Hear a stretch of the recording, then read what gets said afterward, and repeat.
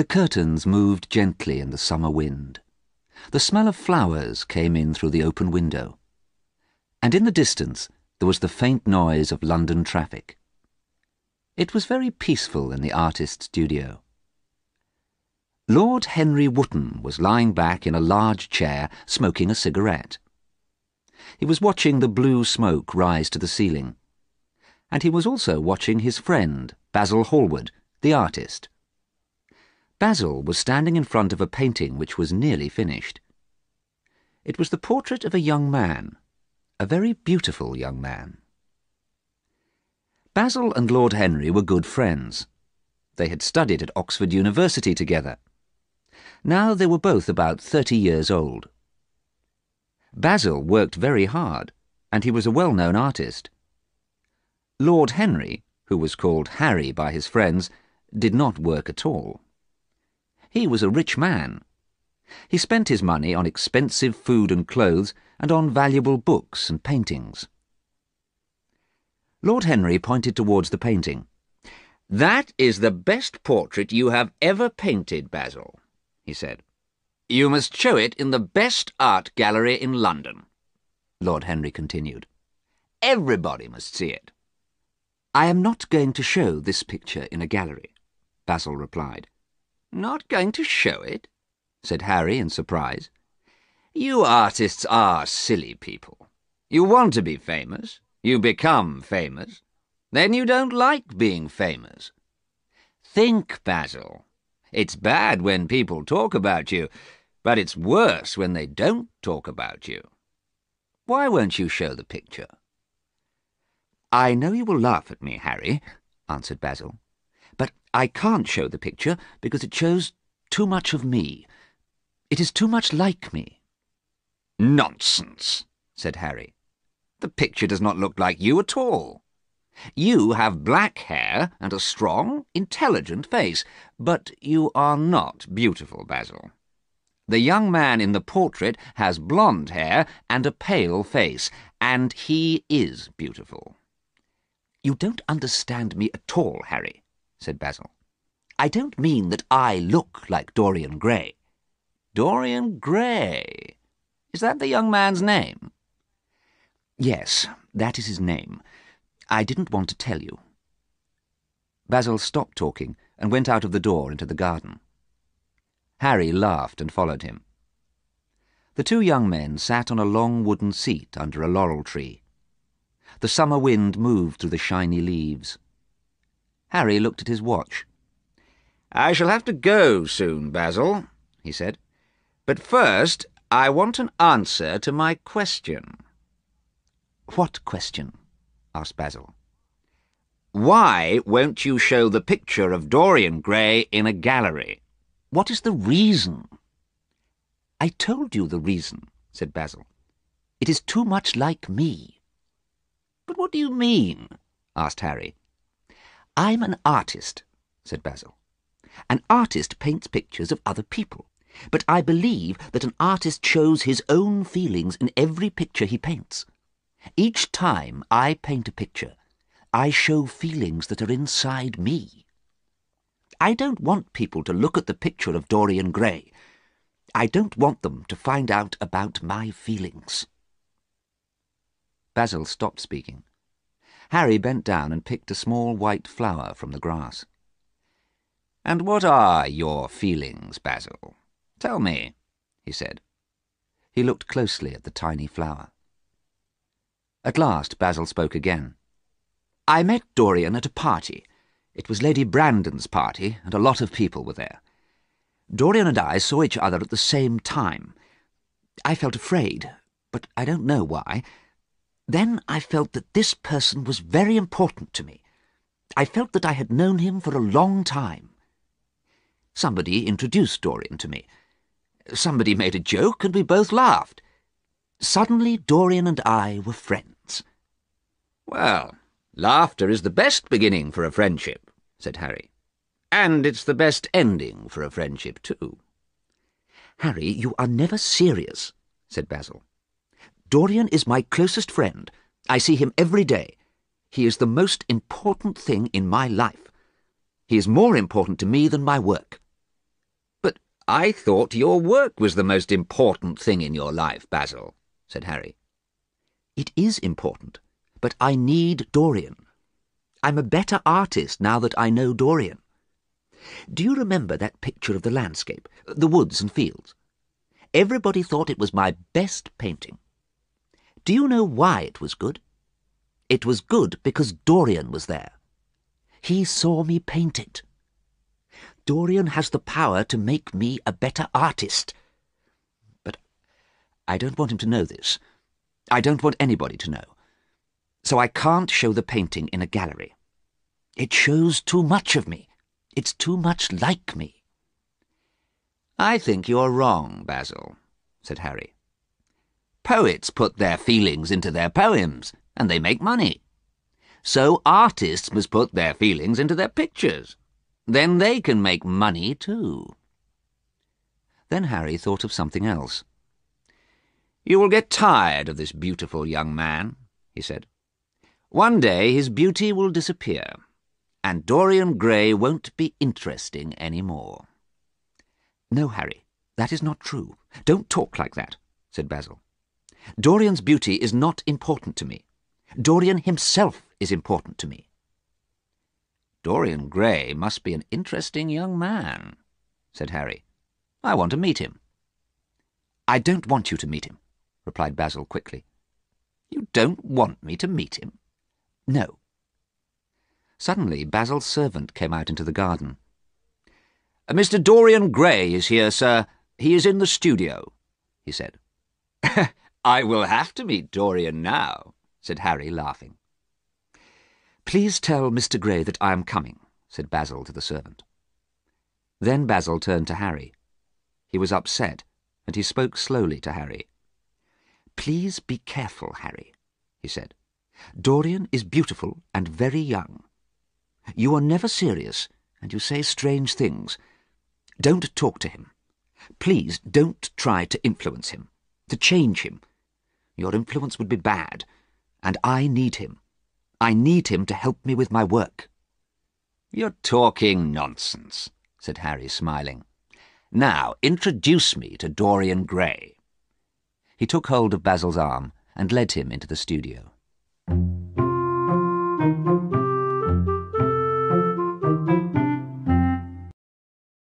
The picture sequence from the cinema has finished. You can look at it once more if you want. The young man was sitting at the piano when Basil and Harry came into the studio. He was turned away from them, looking at a book of music. But he heard Basil's footsteps. Dorian spoke immediately. Oh, Basil, he said, do you have to work today? I don't want you to paint me today. I don't want a life-size portrait of myself. Then he turned and saw Harry. He stopped speaking. His face became red. Oh, I didn't know you had a visitor. Dorian, said Basil, this is Lord Henry Wotton, a good friend of mine. We went to university together. I have told him that you like my painting of you, and now he won't believe me. Nonsense, Basil, said Harry. I'm very pleased to meet you, Mr. Gray. Harry and Dorian shook hands. Harry looked at Dorian Gray. Harry and Basil were both about 30 years old. Dorian was much younger. He was about 20, and he was very beautiful. His hair was blonde, his face was pale, and his eyes were bright blue. Basil did not want Harry to talk to Dorian. Harry, he said, I want to start painting now. Please will you go away? Harry did not want to go. Do you want me to go, Mr. Gray? He asked. I will go if you want me to go. Or I will stay if you want me to stay. Yes, do stay, Lord Henry, answered Dorian. Mr. Gray wants me to stay, Basil, said Harry. You don't mind if I stay, do you? Basil wanted to please Dorian. No, of course I don't mind. Please stay, Harry, he said.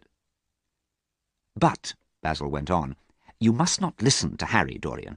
He is never serious, and he says strange things. He changes people. He has a bad influence on people. Harry, sit down. Basil continued. "Dorian, come and stand over here. And please don't move around too much. I want to finish your portrait today." Basil started to paint. Harry sat in the comfortable chair and smoked a cigarette. There was silence for a few minutes. Then Dorian spoke. "Are you a bad influence on people, Lord Henry?" he asked. "Do you make people change what they think and do?" "I cannot be a bad influence or a good influence," replied Harry, "because all influence is bad. It is bad to change a person. It is bad to give a person your thoughts and ideas." "Why?" asked Dorian. "Everybody is different from everybody else," answered Harry. "You must not influence a person. You must not make a person the same as yourself. You must live your own life. You must do everything that you want to do.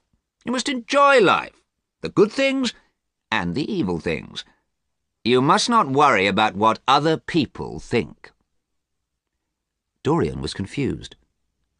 Harry was wrong to say these things, but Harry was clever. He had a thin face and clever dark eyes. He had a beautiful slow voice. Dorian liked listening to Harry speaking. Dorian had never met anyone like Harry before. Harry did not speak again for a few minutes. He touched his small pointed beard and he watched Dorian. Harry knew Dorian was thinking about the things he had said. Basil continued painting. He had not listened to Harry talking. Suddenly, Dorian spoke. "Basil, I'm tired of standing here," he said. "I'm too hot. I want to go out into the garden." "Oh, Dorian, I'm sorry," replied Basil. "When I am painting, I think of nothing else. Yes, you can go into the garden. Harry, you go with Dorian. I'll go on painting." Harry and Dorian went out into the garden. Dorian was thinking about the things Harry had said. "Come and sit under the laurel tree," said Harry. "You must not get burned by the sun." So they sat on the long wooden seat. Dorian looked at the man who was sitting beside him. Harry was much older and cleverer than he was. "Why mustn't I get sunburnt?" Dorian asked. "Your skin is pale. You mustn't get sunburned because you must take care of your beauty," said Harry.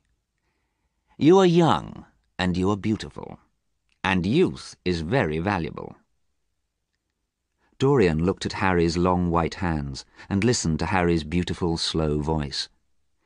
"One day you will be old," said Harry. "Your face will be wrinkled. You will be old and wrinkled and ugly. You will not be young, so you will not be beautiful any more. And it will be too late to do anything interesting and exciting. So, Mr. Grey, you must enjoy life while you are young and beautiful. You must do everything you want to do. You must find out about life and people.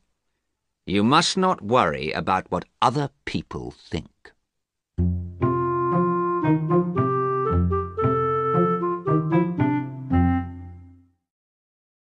The picture sequence from the cinema has finished. You can look at it once more if you want. Suddenly they heard Basil's voice. He sounded happy. "I'm waiting," he called. "Come back into the studio so I can continue painting. I'm painting very well today." Dorian stood without speaking while Basil painted. Harry sat in the armchair. The room was very quiet. The curtains moved gently, and there was the sweet smell of flowers. After a quarter of an hour, Basil stopped painting. He looked at Dorian for a long time. Then, for a long time, he looked at the picture. "It is finished at last," he cried. Then he picked up a paintbrush. He wrote his name in large red letters at the bottom of the picture. Harry walked across the studio to look at the picture. It was a wonderful painting, and it looked exactly like Dorian. "Congratulations, Basil," said Harry. "It is the best portrait I have ever seen. Dorian, come and look at yourself." Dorian stood in front of the painting and looked at it. At first he was pleased. He smiled at the painting. He smiled because he saw that he was a beautiful young man. Then Dorian stopped smiling. Suddenly he remembered what Harry had said in the garden. Dorian Gray was young and beautiful now, but soon he would be old and wrinkled and ugly. He would not have blonde hair or bright blue eyes. No one would want to look at him then. Silently, Dorian stood in front of his picture. Basil did not understand why the young man was silent. Basil was confused. "Don't you like the picture?" he asked. "Of course he likes it," said Harry. "It's a wonderful painting. I want to buy it, Basil. I must buy it." "No, Harry," replied Basil. "I can't sell it. The picture belongs to Dorian. I have given it to him." "Dorian is very lucky," said Harry. Then Dorian spoke. "It's very sad," he whispered. "I shall grow old and wrinkled and ugly, but this picture will always be young. This picture will never be older than it is today. I wish that I could always be young. I wish that the picture could grow old instead of me. I would give anything and everything for this to happen. I would give my soul." "It would not be very nice for Basil if the painting grew old, Dorian," said Harry, laughing. "That's right," said Basil, laughing too. "I don't want that to happen. I don't want an old, ugly picture." But Dorian did not laugh. "You care about your painting more than you care about me, Basil," he shouted. "You care about me now because I am young and beautiful. When I am old and ugly, you won't care about me any more." "It's not fair that the picture will always be beautiful," Dorian said. "I hate the picture. It will be young when I am old." Dorian ran to the big armchair. He laid his head on his arms and cried. "Harry," said Basil angrily, "this has happened because of you. This is your fault. I asked you not to talk to Dorian." Harry shook his head. "No, Basil, it's not my fault. Dorian is learning about life." "Well," said Basil, "you are my two closest friends, but you have made me hate my best painting, so I will destroy it." Basil picked up a knife from a table near him.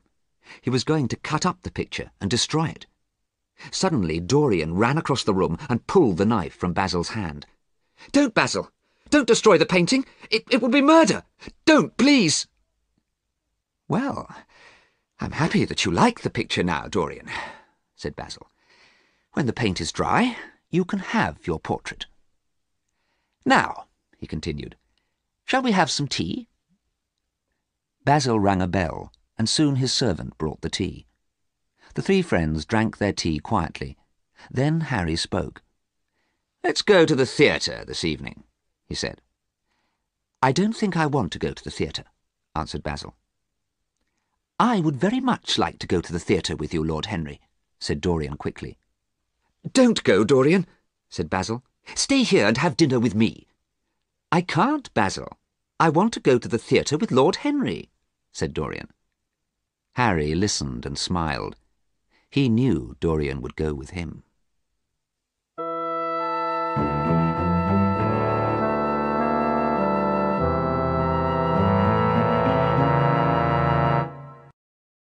The picture sequence from the cinema has finished.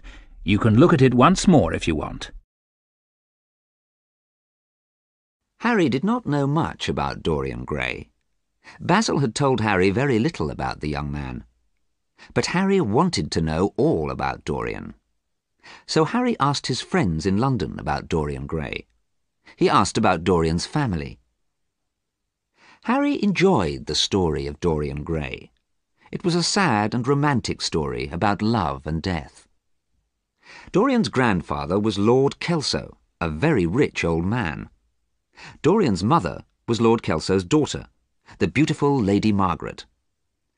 Lady Margaret fell in love when she was very young. She ran away from home and married a soldier, but she did not have a happy life. Lord Kelso was very angry and never talked to Lady Margaret again. Dorian's father, the soldier, was killed before Dorian was born. Lady Margaret died before Dorian was a year old, so Dorian was an orphan. Harry was very pleased with the story of Dorian Gray. He knew that Dorian was beautiful and young.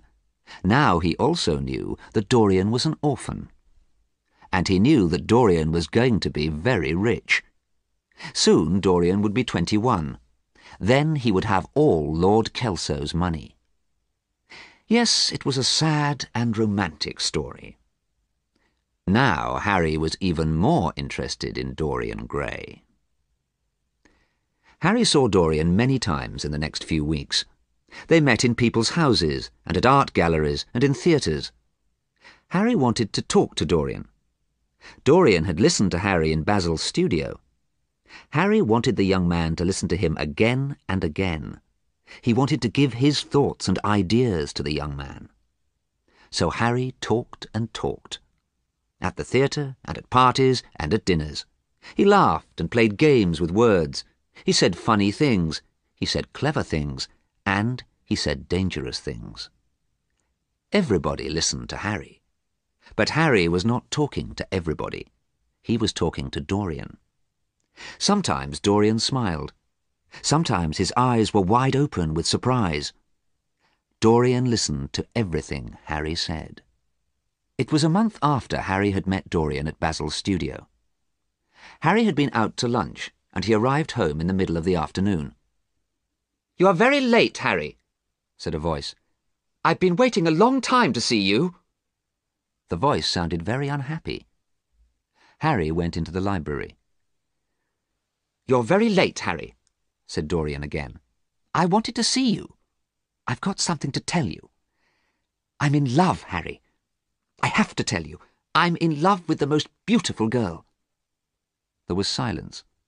Then Harry said, "Who are you in love with?" "With an actress," answered Dorian. His face became red. "Oh, Dorian," Harry said, sitting down. "All young men fall in love with actresses." "Don't say that, Harry. You haven't seen her." "Who is she?"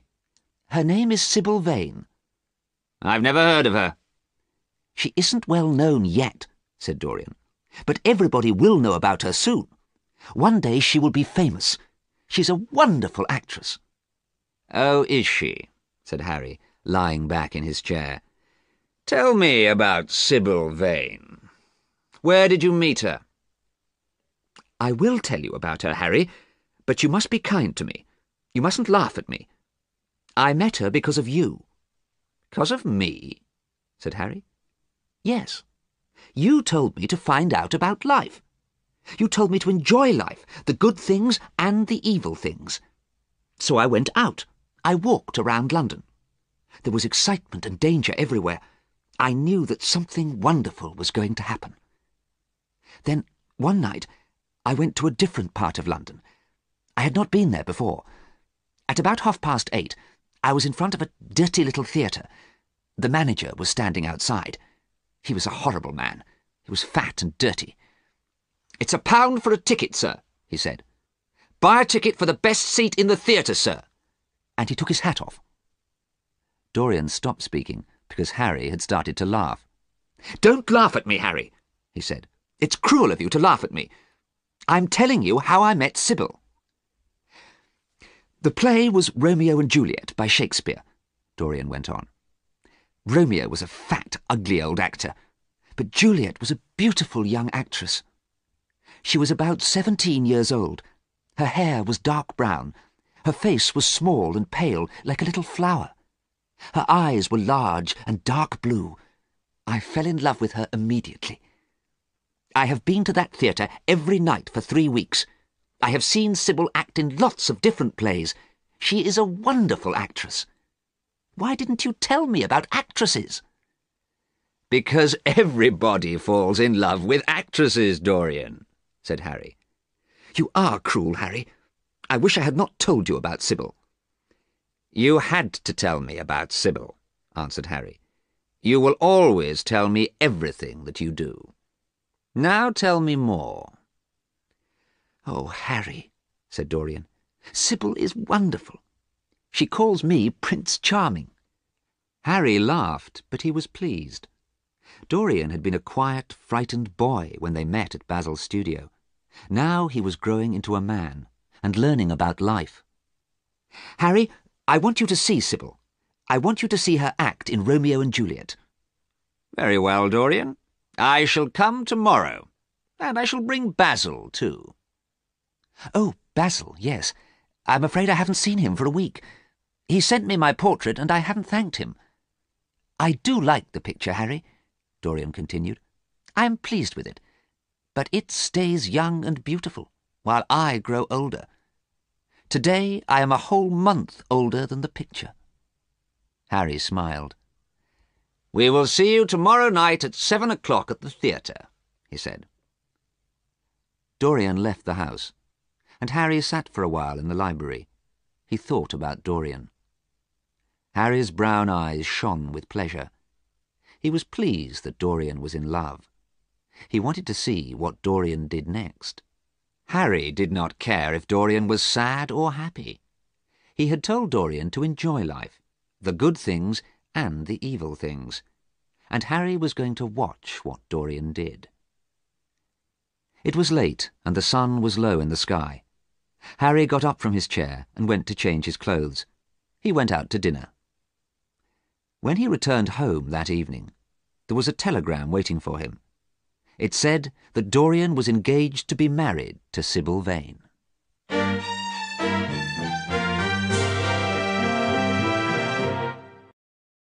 The picture sequence from the cinema has finished. You can look at it once more if you want. Mother, I'm so happy, whispered Sybil Vane. I'm very, very happy, and I hope you are happy too. Mrs. Vane did not look very happy. She was a small, thin woman who always looked tired. There was a lot of makeup on her face and on her dry, thin mouth. "Oh, Sybil," she said, "you mustn't think about the young man who comes to the theatre. You must think about your acting. Mr. Isaacs will be angry if you don't act well. He has given us a lot of money, and you mustn't make a theatre manager angry." I don't like Mr. Isaacs, Mother, and I don't care about money, replied Sybil. I'm in love with Prince Charming. "Sybil, Mr. Isaacs gave us £50 to pay our bills and buy clothes for James. You love James. You love your brother, don't you?" said Mrs. Vane. Yes, of course I do, replied Sybil. But we have Prince Charming now. He will help us. We don't need Mr. Isaacs. Sybil Vane lived with her mother and brother James. They lived in London. But they lived in a small house in the north of London, a long way from Harry's large, expensive house. It was the day after Sybil had become engaged to Dorian. Sybil and her mother were talking in their small living room. "Sybil," said her mother, "you are too young to fall in love. We don't know anything about this young man. I'm very worried about you. And you know James is going away tomorrow. I'm worried about James too. James is going away to Australia, and you have fallen in love. What am I going to do?" At that moment the door opened, and James Vane came into the room. He was 16 years old, and he did not look like his sister. Sybil was small and beautiful with shining brown hair. James was large, with big hands and feet. His hair was dull and dark. He smiled at Sybil. "Let's go for a walk," he said. "I want to talk to you." Sybil went to get her coat, and James spoke to his mother. "I'm worried about Sybil," he said. "I'm worried about the young man who comes to see her every night at the theatre." "Don't worry, James," Mrs. Vane replied. "Young men often fall in love with actresses." "But you don't know his name," said James angrily. "Mother, you must take care of Sybil." Sybil and James went for a walk in Hyde Park. The park was busy. There were lots of people. There were people walking and people sitting in carriages pulled by horses. Sybil was happy. "I think you will have a wonderful life in Australia, James. I think you will become rich. I think—" She stopped speaking because James was not listening to her. "Who is the young man who comes to see you?" he asked. "Who is he? You don't know his name, do you?" "I call him Prince Charming, and I love him. I will love him forever. You don't know his name, James said again angrily. He is a rich young man, and he will not marry you. He will— Oh, look! Look, there he is! He's in that carriage! Sybil shouted. She pointed across the park at a carriage. James looked across the park, but at that moment another carriage suddenly passed in front of the brother and sister. James never saw Prince Charming. Oh dear, said Sybil. I wanted you to see him. I wanted to see him too, replied her brother, because I will kill him if he ever hurts you. At first Sybil was angry with her brother, but she remembered that he was 16 years old. He was a boy. He had never been in love. You won't hurt a man I love, will you, James? She said. No, I won't, he said at last. I won't hurt him if you love him. I will always love Prince Charming, said Sybil, and he will always love me. So Sybil and James were friends again. But that evening James spoke again to their mother. If this young man hurts Sybil, he said, I will find him and I will kill him. I will kill him like a dog.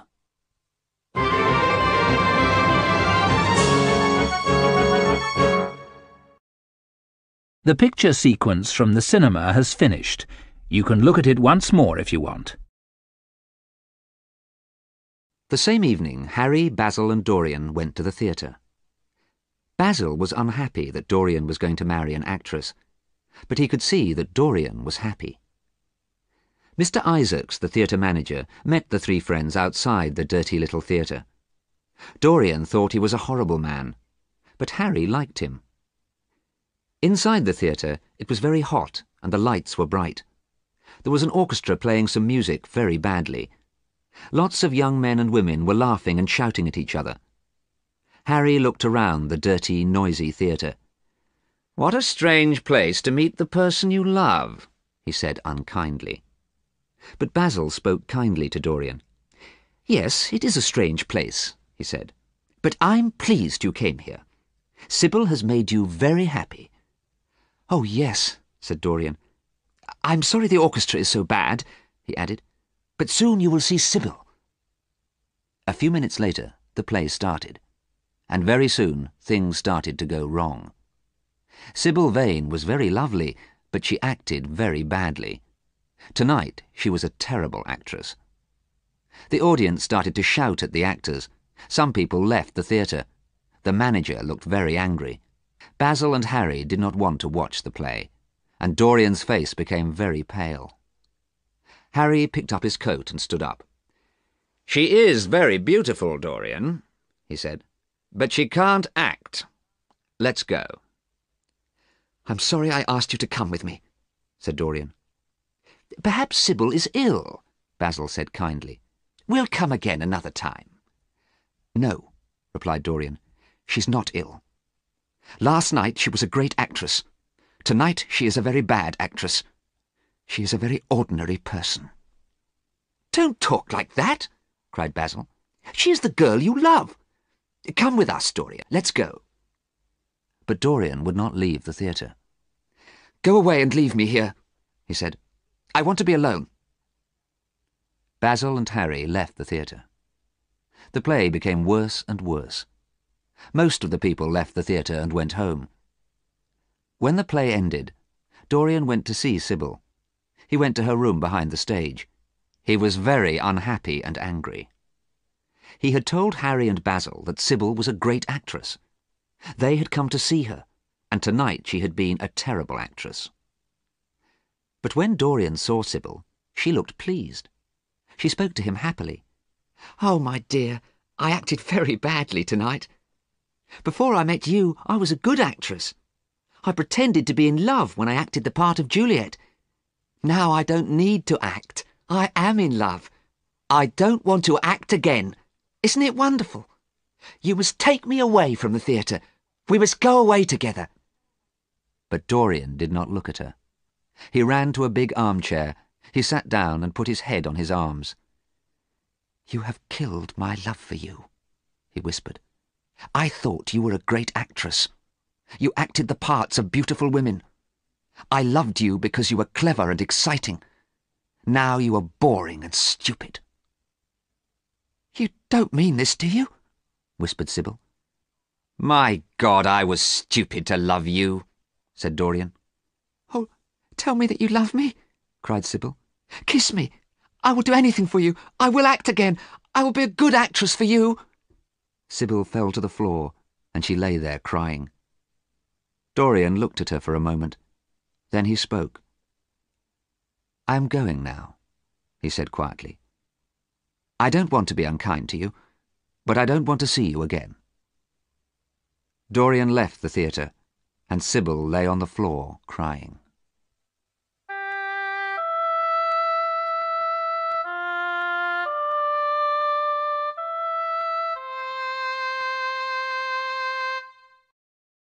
The picture sequence from the cinema has finished. You can look at it once more if you want. It was late when Dorian left Sybil and the theatre, but he did not go home. That night Dorian walked around London for hours. He did not care where he went. He was upset, angry, and confused. The sun was rising when he went home. Dorian decided to go to bed and went slowly towards his bedroom. He walked along the hall and through the library. Basil's portrait of Dorian was on a wall in the library. Suddenly, Dorian stopped and looked at the portrait. He was surprised. The painting looked different. The face in the painting had changed. Yes, it had changed. Quickly, Dorian opened the curtains. Sunlight came into the room. Dorian looked closely at the picture and saw that the face was different. It looked unkind and cruel. A huge mirror hung on another wall. Dorian looked in the mirror at his own face. He saw a beautiful young man. He had not changed. What had happened to the picture? Suddenly, Dorian remembered the day that Basil finished the picture. Dorian remembered his wish. He remembered his own words. "I wish that I could always be young. I wish that the picture could grow old instead of me. I would give anything and everything for this to happen. I would give my soul." Why did the face in the picture look cruel and unkind? Was his wish coming true? Was the picture changing? Dorian thought about Sybil. Had he been cruel to Sybil? He had left her lying on the floor, crying. Yes, he had been cruel. But Sybil had killed his love for her. He would not think about Sybil again. The face in the picture looked at him. In Basil's studio, the picture had shown Dorian that he was a beautiful young man. Now the picture showed Dorian that he was unkind and cruel. Dorian was sure now. The picture was going to get older, and he was going to stay young. The picture was going to become old and wrinkled and ugly, and Dorian was not going to change. He was sorry for the picture. And suddenly he was sorry for Sybil. He looked at the cruel face in the picture, and he decided to be kind to Sybil. He decided to marry her. He would never see Lord Henry Wotton again, and he would marry Sybil.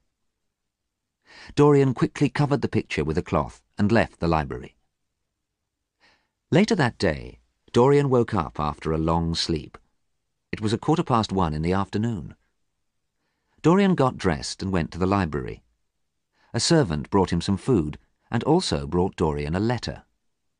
The letter had come from Harry that morning. Dorian looked at the envelope for a long time, then decided not to open it. He was never going to see Harry again. Then Dorian looked at the cloth which was covering the portrait. Had the picture changed? At first, Dorian did not want to look at the picture again. Then he thought about Basil. What was he going to say to Basil? Perhaps Basil would want to see the picture again. So Dorian locked the door of the library and slowly pulled the cloth off the picture. The face on the picture looked unkind and cruel. It had changed. Dorian was horrified. Dorian was frightened too. He had wished that he could stay young. He had wished that the picture could grow old. His wish was coming true. But the picture was showing Dorian that he was evil. He decided again to be kind to Sybil. He decided again to marry her. Then the picture would show that he was good and kind. Dorian went to a table, sat down, and started to write. He wrote to Sybil. He wrote her a wonderful love letter. He said he was sorry. He asked her to marry him. When he had finished the letter, Dorian felt happy again.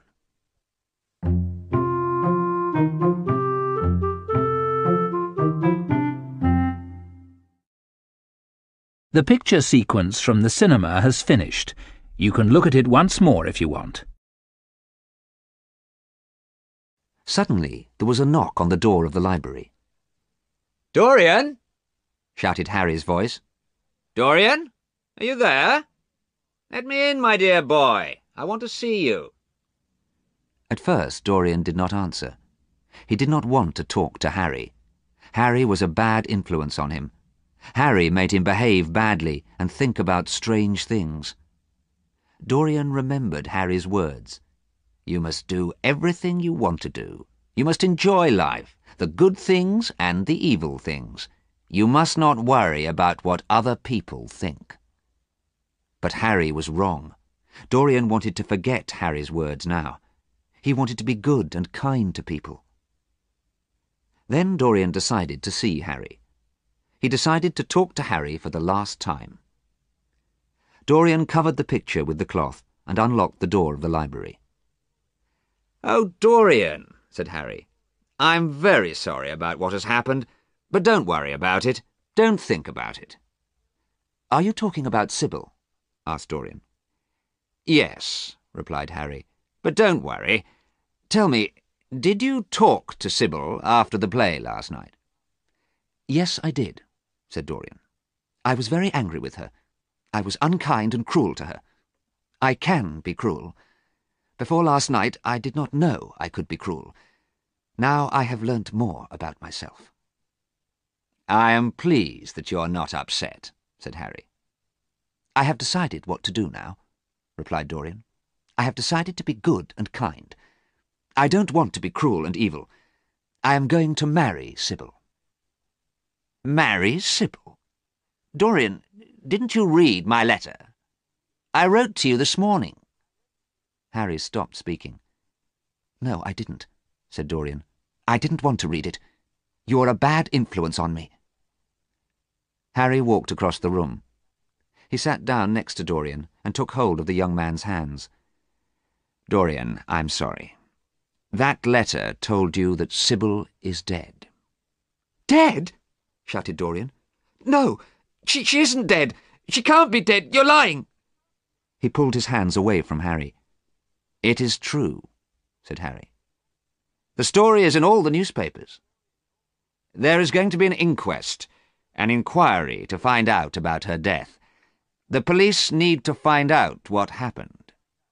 "Why? Why will there be an inquest? What happened?" Dorian shouted. Then suddenly he stopped shouting and looked at Harry. She killed herself, didn't she? Tell me, Harry. Tell me quickly. "Yes. Sybil didn't arrive home after the play. Her mother went to the theatre at about midnight. Sybil was dead, lying in her room. She had drunk some poison." Harry, this is terrible!" cried Dorian. "Did anyone see you with Sybil?" continued Harry.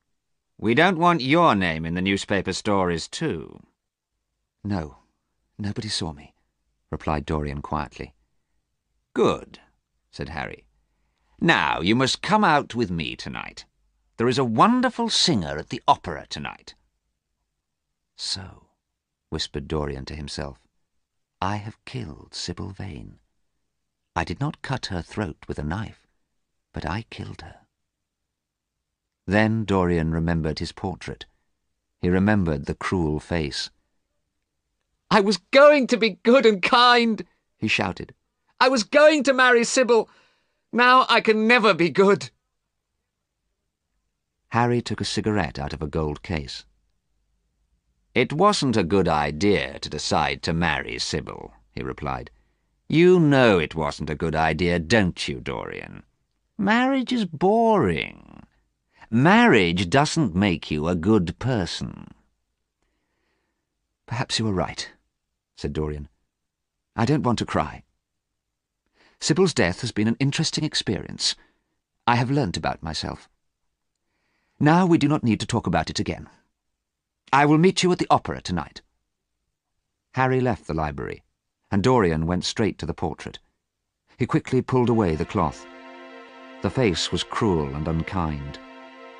He knew the face had changed because of Sybil's death. Dorian thought about what had happened, and now he made a decision. Dorian decided to enjoy his life. He decided to do everything he wanted to do. He decided not to care about other people. And Dorian knew what would happen. The picture would become old and wrinkled and ugly. He would always look young and beautiful. Dorian smiled and covered the picture with the cloth again. An hour later, Dorian was at the opera with Harry.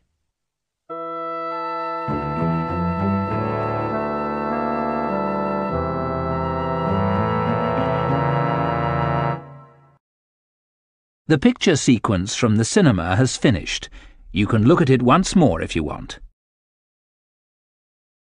The next morning, Dorian ate his breakfast in the library as usual. A servant came in while he was eating. "Mr. Hallward is here, sir," the servant said. Basil came quickly into the room behind the servant.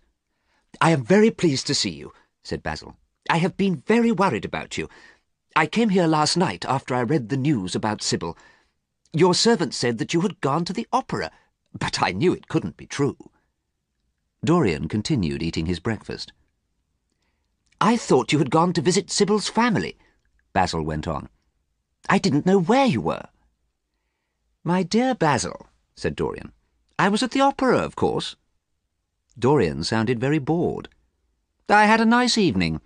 Now don't talk about boring subjects, and don't talk about the past." "That is a terrible thing to say," said Basil. "The girl you love is dead, and you tell me you had a nice evening? Yesterday is not the past. Yesterday is a few hours ago." "Stupid, boring people cannot forget the past quickly," answered Dorian angrily. "But I have forgotten it already." "The boy whose picture I painted was gentle and kind," said Basil sadly. "You have changed, Dorian. It is Harry's fault." "Oh, Basil," said Dorian, "you have come too late. Yesterday, when Harry told me Sybil had killed herself—" "Perhaps Sybil didn't mean to kill herself," said Basil. "Perhaps it was an accident." "She wanted to kill herself," answered Dorian. "It wasn't a boring, ordinary accident. Sybil's death was exciting and wonderful. She died of love for me." "Oh, no," said Basil quietly. Dorian went on speaking. "I was sad, Basil. I was sad yesterday at about 5:30.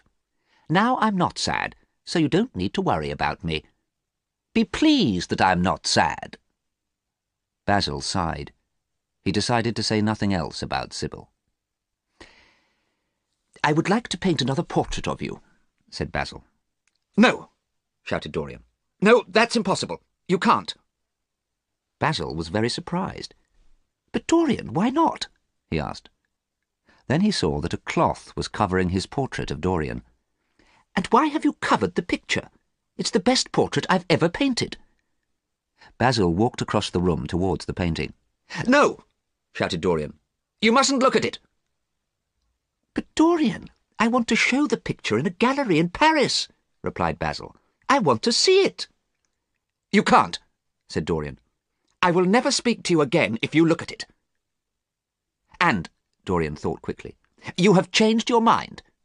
Harry said that you didn't want to show the picture in a gallery. Why didn't you want to show it?" "Harry said there was a strange reason." "You will laugh at me if I tell you," Basil answered. "So I won't ask to see the picture again." Dorian laughed now. No, Basil, I want to know. Why didn't you want to show the picture? Basil sighed. He started to explain. He told Dorian what he had told Harry. When I met you, I knew you were important. You became my dearest friend. I became a better artist because of you. But an artist shows his feelings in his pictures. I did not want people to know my feelings, so I did not want to show the painting in a gallery. Now I am not so worried. I don't mind if people see the picture. So, now I have told you, said Basil. But you will not let me see the picture.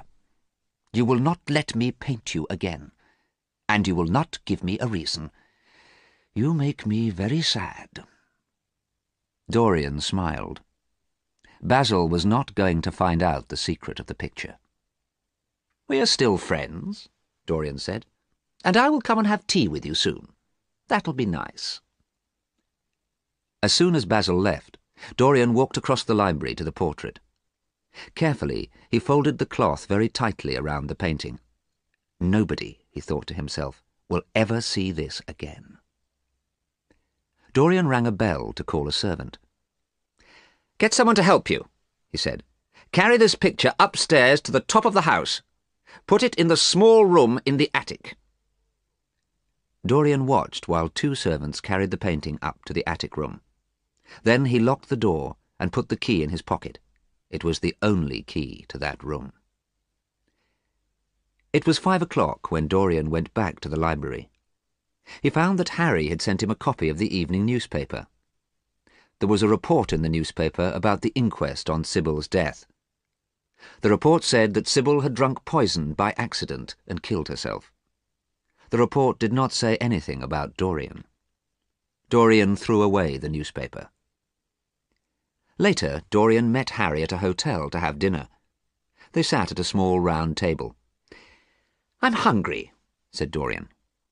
Harry smiled.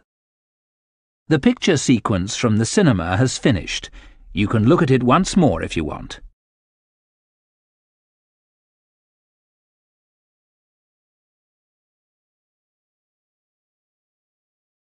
It was a night in November, and it was the night before Dorian's 38th birthday. 17 years had passed since Dorian had locked the portrait in the attic room. Late in the evening, Dorian was walking home through the streets of London. He had been to a dinner party at a friend's house. Dorian was alone, and he was thinking about his life. He was thinking about the last 17 years. For many years people had heard strange and terrible things about Dorian Gray, but they did not believe these things. When he was 20, Dorian had been a beautiful young man. Now he was 38, and he was still a beautiful young man. People thought he must be good and kind. People were wrong. The strange and terrible things were true. Dorian was unkind and cruel. Dorian spent time in strange places, and he knew evil men. But only Dorian knew the secret of the picture. He often went up to the attic room. He unlocked the room and stood in front of the picture for hours. The face of the man in the picture was ugly and wrinkled. The face was getting older and older, and it was very, very evil. The picture showed the evil inside Dorian Gray. It showed the evil in his soul. Often Dorian looked at the picture, then looked in a mirror. He laughed when he saw his face in the mirror. It was young and beautiful. Dorian's wish had come true. Dorian was thinking. He had been happy for many years. He had enjoyed his life. He had not cared about other people. Dorian had done the things Harry had told him to do. Dorian was a rich man. He bought a house in the country. He bought valuable pictures and fine books, and he bought beautiful furniture. He wore beautiful clothes and expensive jewellery. He always wore many rings on his fingers. But now Dorian was worried. He was worried because he was not happy any longer. Some people would not speak to him now. Some people would leave a room when he entered it.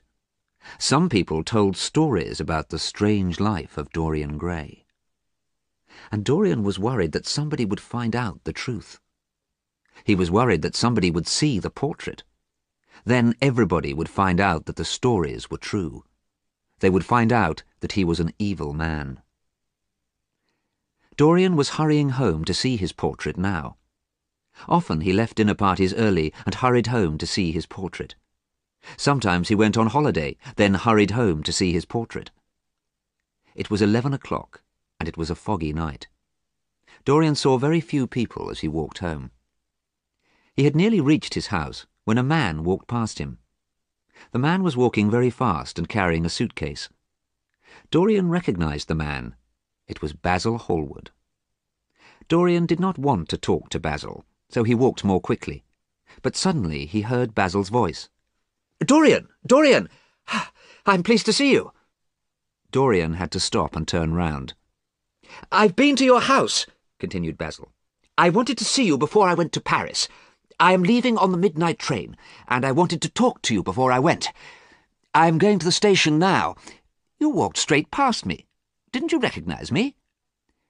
"It is impossible to recognize anyone in this thick fog," replied Dorian. "It's difficult to recognize my own house." "It's nice to see you, Basil," he went on. "But, aren't you going to miss your train?" "Oh, no, I can get to the station in 20 minutes, and I do want to talk to you," Basil replied. "I'm going to live in Paris for 6 months. I want to talk to you before I go." Dorian was not pleased to see Basil, but he invited him into the house. They went to the library. Dorian lay back in a large armchair. "I hope you don't want to be serious," he said. "I don't like serious things, Basil." "I'm sorry, Dorian," replied Basil quietly, "but it is serious." "What do you want to say?" cried Dorian. "I hope you don't want to talk about me. I'm tired of myself tonight. I want to be somebody else." But Basil did want to talk about Dorian. "People are saying terrible things about you, Dorian," he said. "I don't care," replied Dorian quickly. "It's interesting to hear terrible things about other people, but it's boring to hear terrible things about myself." "These terrible things must interest you," replied Basil. "You must care what other people say about you. I don't believe anything that I hear about you," he continued. "I look at your beautiful face, and I know you are not an evil man. A man's face shows the evil that is inside him. I am an artist, and I know this." Dorian's face became very pale. He sat silently and stared at Basil.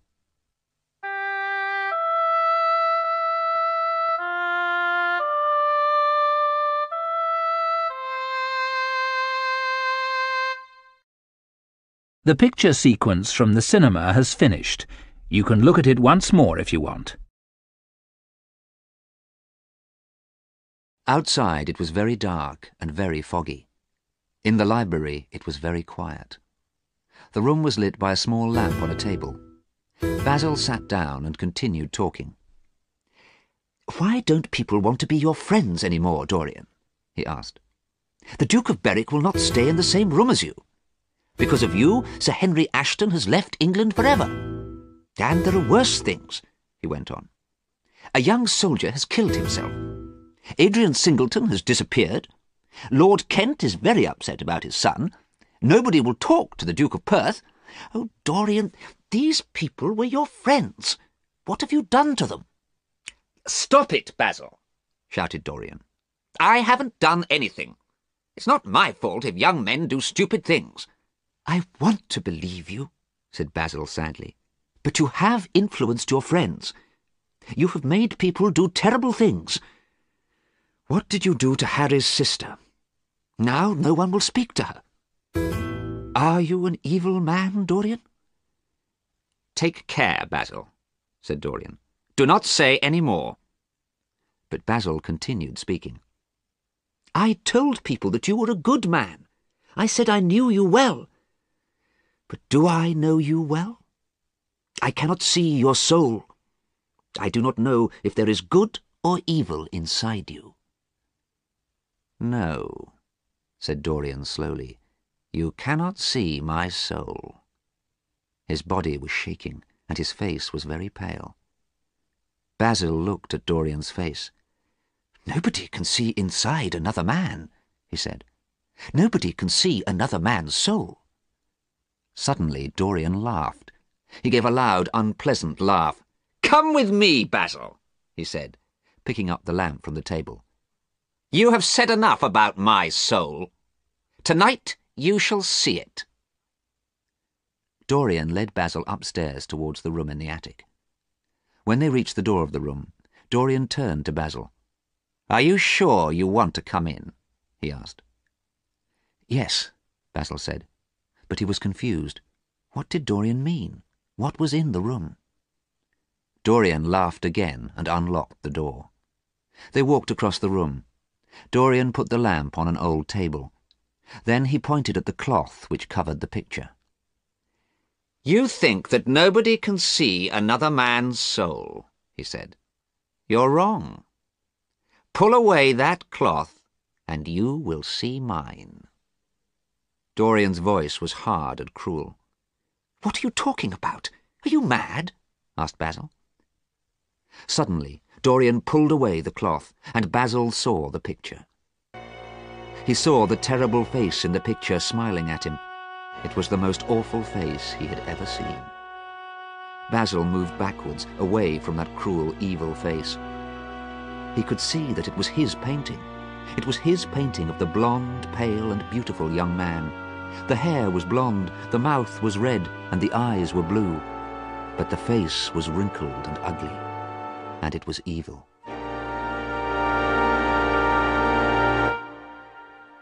Dorian watched Basil. He smiled unpleasantly. "What does this mean?" said Basil at last. "Don't you know what it means, dear Basil?" said Dorian. "It means that my wish came true. Do you remember the day you finished this portrait? Do you remember the day I met Harry? Do you remember my wish?" "Oh, God," whispered Basil. "You wished that the picture would grow old. You wished that you would stay young. Oh, no." "Oh, yes," said Dorian. "And the portrait shows you the true Dorian Gray. It shows you my soul." Basil sat down suddenly on an old chair. He put his head in his hands. "Oh, God," he said. "Oh, God, you must be very evil. You are more evil than anybody knows." Basil fell forward so his head and arms were on the table.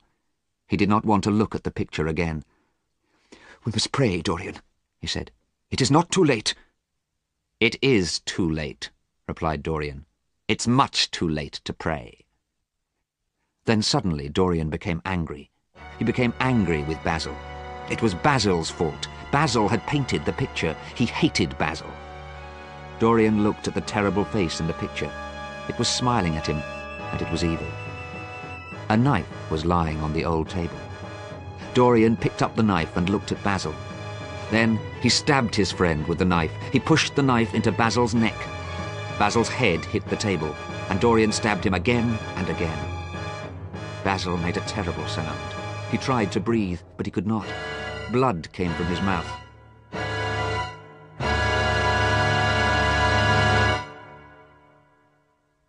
It became quiet in the attic room. Dorian listened. He heard the sound of Basil's blood dripping onto the carpet. There was no other sound. Dorian walked quietly across the room and looked out of the window. The fog had gone, and London was quiet. Dorian walked back across the room and picked up the lamp. He saw the dead thing lying across the table. It was so quiet, and its hands were very white. Dorian left the room and locked the door behind him. He went back to the library. Dorian quickly put Basil's suitcase and coat in a cupboard. People were hanged for murder, hanged by the neck until they were dead. Dorian did not want to be hanged. What was he going to do? "Nobody has seen me arrive home," Dorian thought. "The servants are asleep. And Basil was going to go to Paris tonight. He was going to catch the midnight train." Dorian soon decided what to do. It was 2:05 in the morning. Quietly, Dorian left the house and shut the door behind him. Then he started to ring the doorbell. After 5 minutes, his servant Francis opened the door. "I'm sorry to wake you up," said Dorian, "but I forgot my front door key. What time is it?" 10 minutes past 2, sir," replied Francis, looking at the clock. "Oh dear, I'm very late," said Dorian. "Did anybody call while I was out?" "Yes, sir," replied Francis. "Mr. Hallward called. He waited for you until 11 o'clock, then he went away to catch a train." "Oh, I'm sorry I didn't see him. Did he leave a message?" "Yes, sir. He said he was going to Paris. He said he would write to you." "Thank you, Francis," said Dorian. "You can go to bed now." Dorian went back to the library. He had to think again. He walked up and down the room for a quarter of an hour. Then he picked up a book and looked through a list of addresses. At last he found the right address. Alan Campbell, 152 Hertford Street. Yes, Alan Campbell was the man he needed.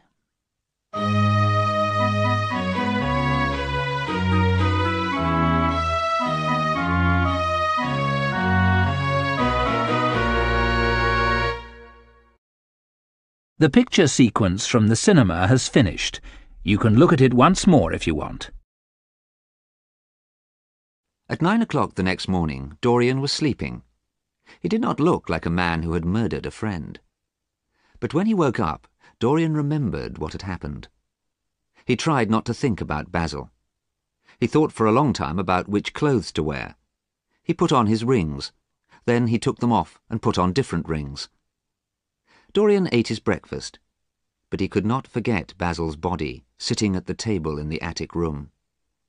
Then at last he wrote 2 letters. He put one letter in his pocket. He told his servant to take the other letter to Alan Campbell's house. Dorian went to the library. He lit a cigarette and tried not to think about Basil. He drew pictures, but they were pictures of Basil's face. He read poems, but the poems reminded him of Basil.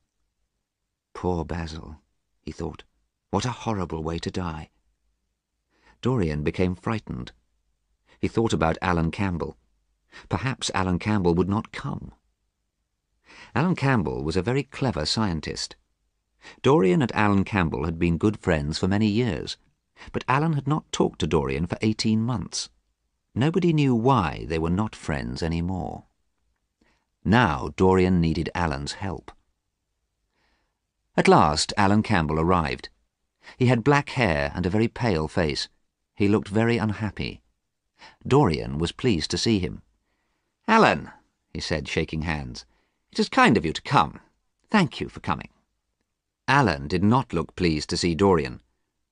"I did not want to come," he said. "I did not ever want to speak to you again. But your letter said it was very important, a matter of life and death." "Yes, it is very important," said Dorian. Then he spoke very quickly. "There's a dead man in a room upstairs. He's been dead for about 10 hours. You must do something for me. You must." "I don't want to know anything about this," said Alan Campbell. "I won't do anything for you. Don't tell me your terrible secrets." "I must tell you this secret," replied Dorian. "You must help me. You are a scientist. You must destroy the body." "No, I will not," said Alan Campbell. "You are mad, Dorian, and I don't care what happens to you." The young man tried to leave the room, but Dorian stopped him. "Alan," he said, "it was murder. I murdered this man, and you are going to help me." Alan Campbell was horrified. He could not speak. Dorian sat down and quietly wrote something on a piece of paper. Then he gave the paper to the young man. Alan Campbell read what Dorian had written. His face became pale. His body started to shake. He fell down into a chair. There was silence. "I am very sorry for you," said Dorian sadly. "We both know what you did. I do not want to tell anybody the truth about you, but I will tell them if you don't help me. I have written a letter, and I will send it." Dorian pulled the letter out of his pocket. He showed Alan the address on the envelope. "Oh, no," whispered Alan Campbell. Then, very quietly, he spoke again. "I must go home. I need some things from my house. I need some scientific equipment so I can help you.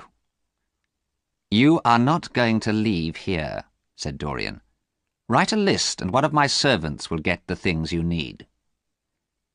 Sadly, Alan wrote the list. Soon Dorian's servant brought the scientific equipment from Alan's house. Then Dorian sent his servant away. Alan Campbell and Dorian carried the equipment up to the attic room. There was a long piece of wire, 2 strange-shaped pieces of metal, and a large wooden box with bottles in it. Dorian unlocked the door and opened it. Basil's body was sitting at the table. Dorian did not want to look. He did not want to go into the room again. But suddenly Dorian saw that he had not covered the portrait again with the cloth. He ran across the room to cover the portrait. And then he saw blood on the hands in the picture. Bright red blood. The picture was more horrible than Basil's body. Dorian pulled the cloth over the picture quickly and went back to the library. He left Alan Campbell to do his work. 5 hours later, Alan Campbell came into the library. His face was calm and pale. "I have done what you asked me to do," he said quietly. "Goodbye. I never want to see you again." As soon as Alan had left, Dorian went upstairs. There was a strange and horrible smell in the attic room, but the terrible thing sitting at the table had gone.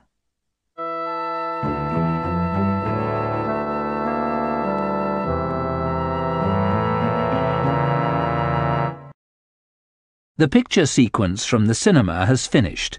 You can look at it once more if you want. That evening, Dorian dressed in beautiful clothes and went to a dinner party at a friend's house. But he did not enjoy the party and did not want to eat anything. "Are you all right?" asked Harry. "And were you all right last night? You left last night's party very early, about 11 o'clock. "Yes, no, I'm fine. I don't know what I did last night," said Dorian quickly. "Yes, I do. I went for a walk. I got home about 2 o'clock in the morning. I forgot my key. I had to wake the servant. You can ask him if you don't believe me." Dorian spoke quickly and sounded confused. Harry was surprised. "My dear boy, I don't care what you did," he said. "Perhaps you were ill." "Yes," replied Dorian. "I'm not feeling well. I think I'll go home." When Dorian got home, he knew he had to do something terrible.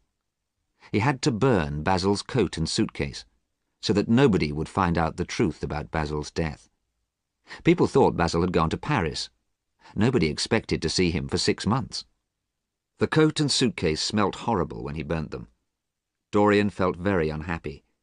He wanted to leave the house and forget everything. At midnight, Dorian went out and found a cab. He told the cab driver quietly where he wanted to go. The man shook his head. He looked frightened. "It's too far. I can't go there at this time of night," he said. "Here's £1 for you," said Dorian, "and I'll give you another one if you drive fast." "All right, sir. We'll be there in an hour," said the driver. Then he made the horse pull the cab fast along the streets. The cab went east, towards the River Thames. It was another foggy, dark night in London. The light of street lamps shone through the fog. Cold rain began to fall. Men and women were walking home along the streets. Dorian heard screams and shouts and horrible laughter. He sat back on the seat of the cab, watching. He hated London. He hated life. He wanted to forget everything. He wanted opium, the drug that would make him forget. The cab drove on through dirty, poor parts of the city. Near the river, the fog disappeared. Dorian left the cab and walked towards the river. The moon was shining on the water. The ships on the river were big and black. The light from street lamps shone down onto the wet road. Soon he reached a small, dirty house. Inside the house it was dark. A dirty green curtain hung over a doorway. Dorian went through the doorway and into a long room. A few men were drinking. A sailor, half asleep, lay with his head on a table. 2 women were arguing. Dorian went through this room and up some stairs to another one. He could smell opium, and he smiled with pleasure. Now he could smoke some opium and forget everything. But then Dorian saw a young man smoking a pipe full of opium. Immediately Dorian recognised him. It was Adrian Singleton, who had been a friend of Dorian's. "Adrian Singleton has disappeared," Basil had said. But here was Adrian in an opium den. Dorian went quickly back to the first room. He did not want to see anyone he knew. He would go to another opium den. As he went back through the green curtain, a voice called after him. One of the women was shouting, "Look at him! There he is! Prince Charming!" Suddenly the sailor lifted his head from the table. "Don't talk to me!" shouted Dorian angrily to the woman, and he ran out of the house. Dorian turned a corner into a narrow, dark street. He was running to another opium den. He was trying to forget about Adrian Singleton. Suddenly a strong hand was round Dorian's neck. "Keep quiet, or I'll shoot you," said a voice. Dorian turned round and saw a gun pointing at his head. He saw a large man, a sailor. "Are you mad?" Dorian said. "What have I done to you?" "My sister is dead because of you," replied the sailor. "Sybil Vane killed herself, and now I'm going to kill you. I have looked for you for years, and tonight I heard the name she called you." Dorian was afraid. He looked at James Vane and could not move. This man was going to kill him. Then suddenly Dorian had an idea. "How long is it since your sister died?" he asked. 17 years. Why do you ask?" replied the man. "Look at me. Look at me by the light of a street lamp," said Dorian. James Vane pulled Dorian back to the main street, and in the light of a street lamp he saw the face of a beautiful young man. It was the face of a young man of about 20. "You can't be the man," said James Vane. "My God, I was going to murder you. I'm very sorry, sir." "You must be more careful," Dorian said. Then he walked away round the corner and into the darkness. As soon as Dorian had gone, the woman from the opium den ran up to the sailor. "Why didn't you kill him?" she asked. "He's evil." "He's not the man I want," he replied. "The man I want is about 40. That young man was 20. The woman gave a horrible laugh. 20? Him? Prince Charming? I first saw Prince Charming 17 years ago, but he hasn't changed since then." "You're lying," shouted James Vane. "I'm not," said the woman. "He was a beautiful young man 17 years ago, and he hasn't changed since then. He's evil, that one." "Swear to God that you're not lying." "I swear I'm not lying," the woman replied. James Vane believed her. He ran round the corner into the narrow, dark street, but Dorian had gone.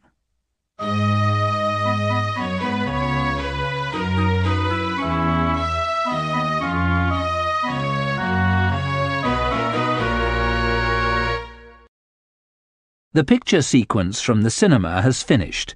You can look at it once more if you want. A week later, Dorian was at his house in the country. Many people had come to stay with him. They were rich people who enjoyed talking and eating and drinking. Dorian's guests also enjoyed shooting birds and animals. One evening, Dorian was with Harry and another friend, Lady Monmouth. Harry was laughing and saying clever things, as he usually did. Lady Monmouth was laughing and listening to Harry. Dorian was listening too. "I must leave you now," said Lady Monmouth. "I want to change my dress before we have dinner." "Let me get you some flowers. You can wear them on your dress," said Dorian, getting up from his chair and leaving the room. "Oh," said Lady Monmouth. "I hope he gets me flowers that will look right with the colour of my dress." "Let's follow him," replied Harry, "and you can tell him the colour of your dress." As they left the room, Harry and Lady Monmouth suddenly heard a crash. In the next room, they found Dorian. He was lying on the floor next to a window. He had fainted. Dorian soon opened his eyes, but his body was shaking and his face was very pale. "Are you ill, dear boy?" asked Harry. "You fainted. You must go and lie down." "No, said Dorian quickly. "I don't want to lie down. I don't want to be alone." So Dorian had dinner with his guests. He talked and laughed with them. He made jokes and told stories.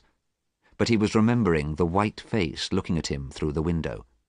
It had been the face of James Vane. The next day, Dorian would not leave his bedroom. He felt ill and he was frightened.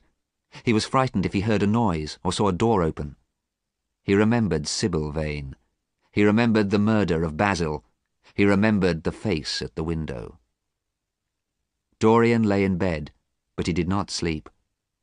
During the day, Harry went into Dorian's room and found Dorian crying. After 2 days, Dorian was not so frightened.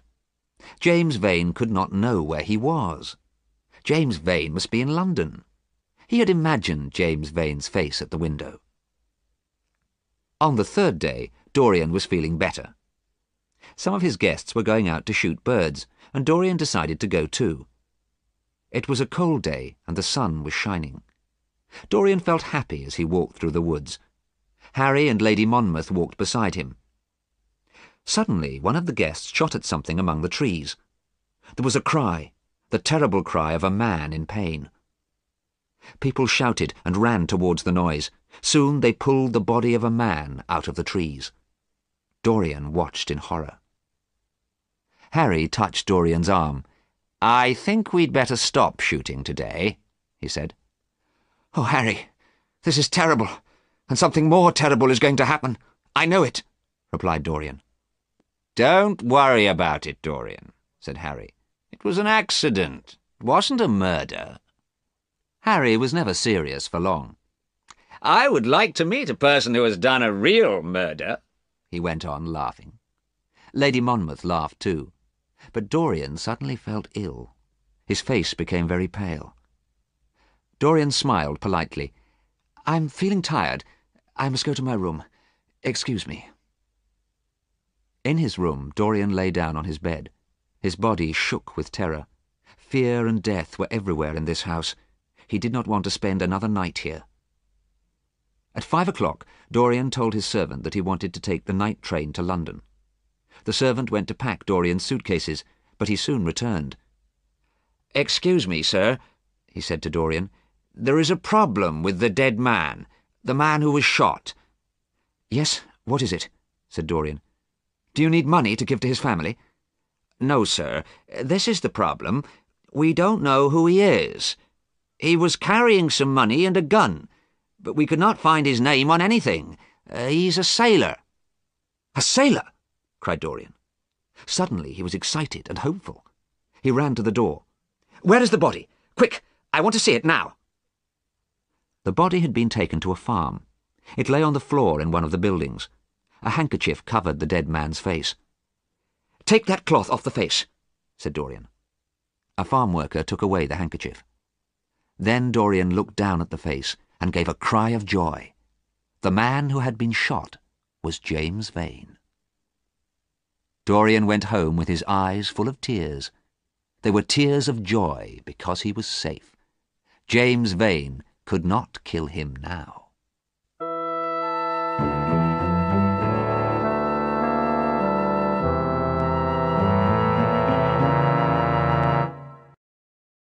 The picture sequence from the cinema has finished. You can look at it once more if you want. One evening in June, Dorian was visiting Harry. Harry and Dorian sat in Harry's library. "Harry, I have done too many terrible things in my life," said Dorian. "Yesterday I started to change my life. I'm going to be good." Harry smiled. "Where were you yesterday?" he asked. "I was at an inn in a small village," replied Dorian. "What did you do at this inn?" asked Harry, laughing. "How did you start to be good?" "I met a girl," said Dorian. "She was a pretty girl called Hetty. She looked like Sybil Vane." "Hetty and I were going to go away together," Dorian went on. "But I decided not to go away with her. I decided to leave her in her village. I have done something good." "You are pleased because you have done something good," said Harry. But she will kill herself because you left her. Don't say that! You were never serious, said Dorian angrily. You wanted to be good, so you left her, replied Harry. You did what you wanted to do. You haven't changed. Harry was right. Dorian did not want to talk about Hetty again. "Have you got any news?" he asked. "No, there is nothing else to talk about," replied Harry. "People are talking about Basil.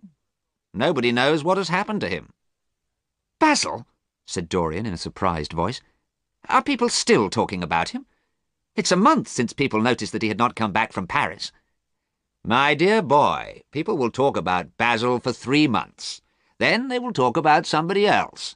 They will talk about Alan Campbell's death, too. He killed himself, you know."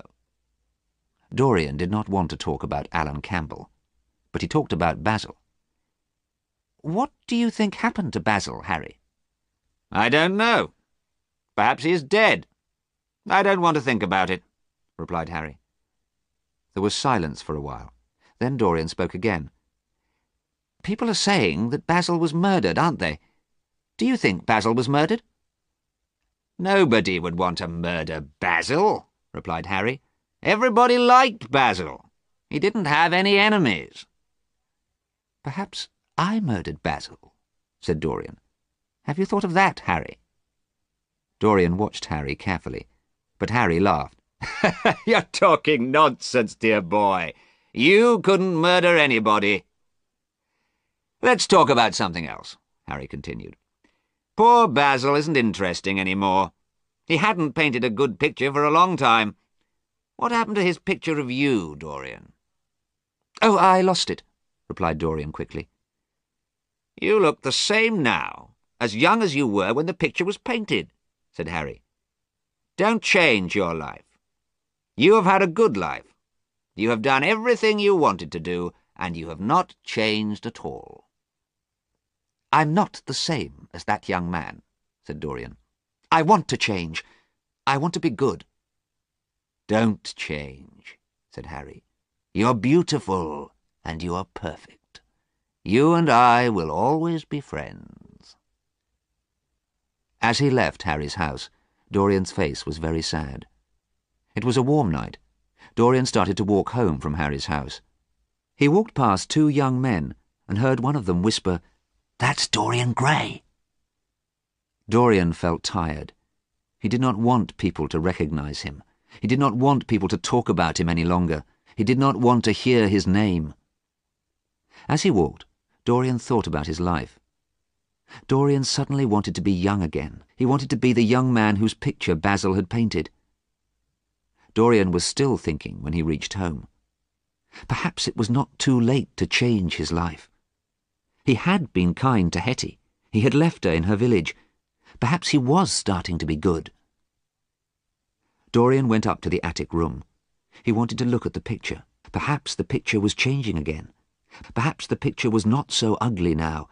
Perhaps the cruel, evil face was changing and becoming kinder. But the face in the picture was the same. It was old and wrinkled and ugly. The eyes were cruel, the mouth was evil, the blood was still on the hands. When Dorian saw the picture, he knew the truth. He knew that he could never change. He would always be evil. There was a knife on the table in the attic room. He had used that knife to kill Basil. Dorian picked up the knife. It had killed Basil, and now it would kill his painting. Then nobody would ever know that Dorian Gray was an evil man. There was a loud crash and a cry. It was a loud and horrible cry which woke the servants. There were 2 men in the street outside, and they heard the cry too. "Whose house is this?" asked one of the men. "Dorian Gray's," replied the other man. The 2 men looked at each other in horror, then they quickly walked away. Inside the house it was now quiet. The door of the attic room was locked, but at last the frightened servants opened it. Inside the room they found a picture hanging on a wall. It was a picture of their master, Dorian Gray. He looked young and beautiful in the picture. He looked the same as he had always looked. On the floor, they found a man.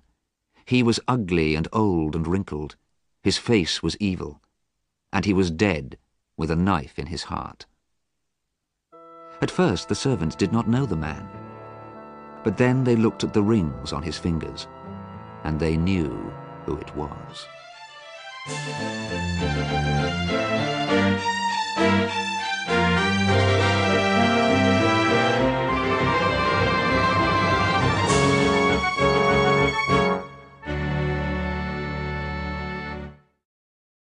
The picture sequence from the cinema has finished. You can look at it once more if you want.